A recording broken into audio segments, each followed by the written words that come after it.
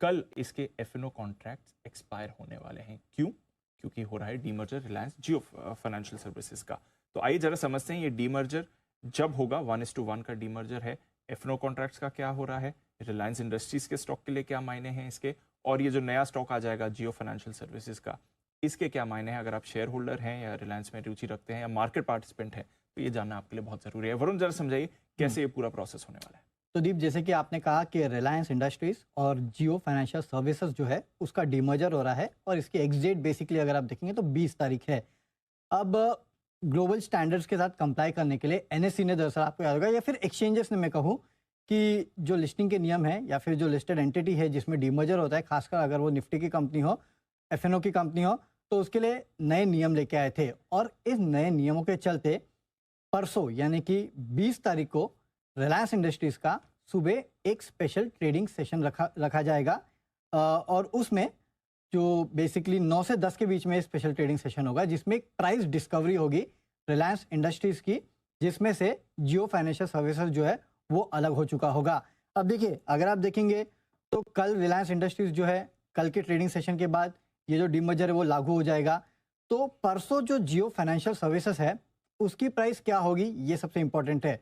तो दरअसल ये जो प्राइस डिस्कवरी होगी रिलायंस इंडस्ट्रीज की, और कल यानी कि जो T-1 डे पे क्लोजिंग प्राइस है उसके बीच के जो डिफरेंस होगा वो जियो फाइनेंशियल सर्विसेज का भाव होगा। यानी कि बेसिकली कल रिलायंस के सारे कॉन्ट्रैक्ट्स एक्सपायर होंगे, कल आखिरी दिन है, आखिरी दिन है जो रिलायंस पूरा फुल फ्लेज रिलायंस, ठीक है। कल जो भी भाव बंद हो, अभी क्या चल रहा है रिलायंस 2800 हाँ। फॉर एग्जांपल 2806 चल रहा है, मान लो राउंड फिगर में 2800 कल बंद होता है, ठीक है। तो परसों एक प्री ओपनिंग सेशन होगा, राइट, 9 से 10 के, 9 से 10 जैसे आईपीओ में होता है।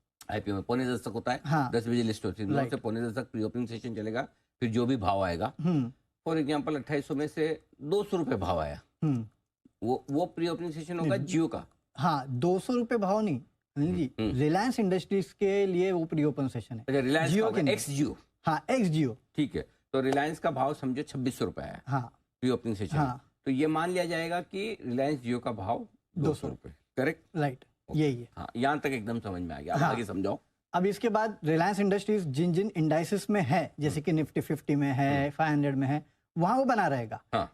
साथ साथ जियो फाइनेंशियल सर्विसेज जो है वो भी रेप्लिका होगा, यानी कि जिस जिस इंडाइसिस में रिलायंस इंडस्ट्रीज है उसमें जियो फाइनेंशियल भी होगा। जो भाव आ चुका है उस पे होगा, लेकिन इसमें आप ट्रेड नहीं कर पाएंगे, ये केवल एक कांस्टेंट प्राइस पे बना रहेगा। अब ये क्यों? क्योंकि देखिए, रिलायंस जो जियो फाइनेंशियल सर्विसेज है उसकी लिस्टिंग नहीं हो रही है कल या परसों, याद रखेगा, इसकी लिस्टिंग आगे चल के होगी। तो जब इसकी लिस्टिंग होगी